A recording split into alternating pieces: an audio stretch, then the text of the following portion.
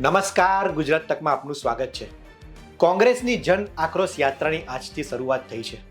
Total 5 ફેઝમાં આ યાત્રાનું આયોજન કરવામાં આવ્યું છે, જેનો પ્રથમ તબક્કો માટે ઉત્તર ગુજરાતની પસંદગી કરવામાં આવી છે. કારણ કે ઉત્તર ગુજરાતમાં કોંગ્રેસ સૌરાષ્ટ્ર મધ્ય ગુજરાતની સરખામણીએ ઉત્તર ગુજરાતમાં અત્યારે મજબૂત સ્થિતિમાં છે.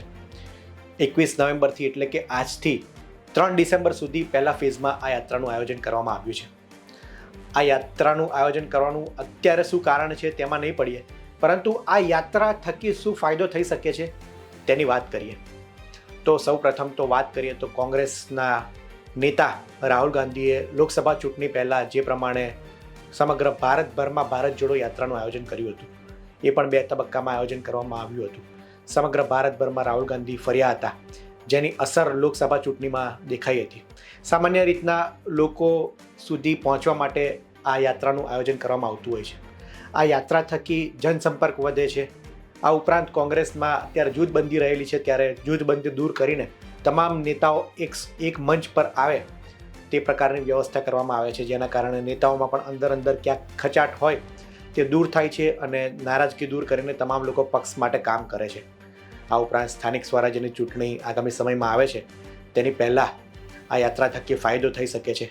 કોંગ્રેસ બીજા બધા મુદ્દા ન ઉપાડીને લોકોના મુદ્દા ઉપાડશે, જેવા કે ભ્રષ્ટાચાર, બેરોજગારી, મોંઘવારી, નોકરીના સમસ્યા છે, અત્યારે પ્રશ્નો છે. આ તમામ મુદ્દાઓ કોંગ્રેસ ઉપાડશે, જેના કારણે લોકોને જ્યારે પોતાની વાત કરવામાં આવે ત્યારે લોકોને ખૂબ એની અસર થતી હોય છે અને આવી યાત્રા થકી પક્ષને પણ ફાયદો થતો હોય છે. 2027ની ચૂંટણી પહેલાં આવી યાત્રાઓ થકી કોંગ્રેસ બેઠી થઈ શકે છે, લોકસંપર્ક વધારી શકે છે. લોકોનો જે કોંગ્રેસ વિશ્વાસ ગુમાવતી જાય છે એ ક્યાંક ને ક્યાંક કોંગ્રેસ મજબૂત સ્થિતિમાં લાવવા માટે આ પ્રકારની યાત્રાનું આયોજન કરવામાં આવતું હોય છે. આપણે જોયું કે પહેલાં પણ જો ખેડૂતોના મુદ્દા હતા ત્યારે કોંગ્રેસે ટ્રેક્ટર યાત્રા કરી, આ ઉપરાંત મામલતદારને આવેદનપત્ર પાઠવવાનું હોય. આ બધા મુદ્દાઓ લોકોને ખૂબ અસર કરતા હોય છે. ત્યારે જમીન પર રહીને કામ કરતા નેતાઓ એ એટલા જ માટે લોકપ્રિય રહેતા હોય છે, કારણ કે તે લોકો વચ્ચે રહે છે, નાગરિકોની શું સમસ્યા છે તેને એ લોકો સમજે છે અને તેને સોલ્વ કરવા માટે પ્રયાસ કરે છે. તે માટે લડવું પડે તો લડત આપે છે અને રજૂઆત કરવાની હોય, સરકારની રજૂઆત કરવાની હોય, વિરોધ પ્રદર્શન કરવાના હોય. ટૂંકમાં રસ્તાઓ પર ઉતરીને જે લોકો વચ્ચે રહે છે, જે નેતાઓ, તે ફાયદાકારક રહે છે અને તે જ આ યાત્રાનું મકસદ હોઈ શકે છે. ઘણા લાંબા સમય પછી કોંગ્રેસ આ પ્રકારની યાત્રાનું આયોજન કરી રહી છે.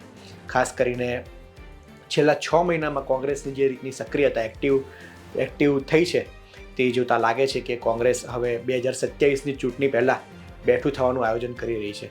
આમ તો કોંગ્રેસના પ્રદેશ પ્રમુખે કહ્યું છે કે અત્યારે કોઈ ચૂંટણી નથી, પરંતુ લોકોના જે મુદ્દા છે તેને જ વાચ આપવા માટે આ યાત્રાનું આયોજન કરવામાં આવ્યું છે. અને તેટલા જ માટે કોંગ્રેસની યાત્રા જે વિસ્તારમાં ફરશે ત્યાં જનમંચ બનાવવામાં આવ્યું છે, એટલે કે લોકો આવીને પોતાની સમસ્યા રજૂઆત કરી શકે છે. એક લોકોને સ્ટેજ આપવામાં આવશે, ત્યાં પહોંચીને તે પોતાની વાત રજૂ કરવાનો તેમને મોકો મળશે.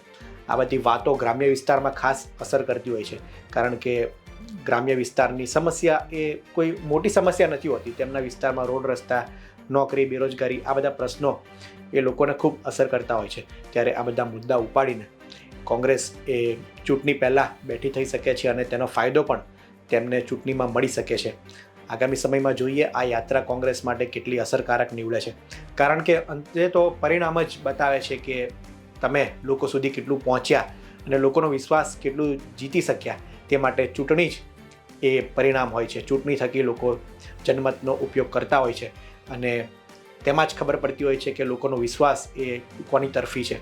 આગામી સમયમાં આ કોંગ્રેસની યાત્રાને કેવો પ્રતિસાદ મળે છે અને કોંગ્રેસની યાત્રાને લોકો કેવી રીતના વધારે છે તે જોવાનું રહ્યું. અને આ યાત્રાને લઈને પડના અપડેટ અમે તમારા સુધી પહોંચાડતા રહેશું. તો ગુજરાત તક જોતા રહો. આ વિડીયોમાં હાલ આટલું જ. ધન્યવાદ.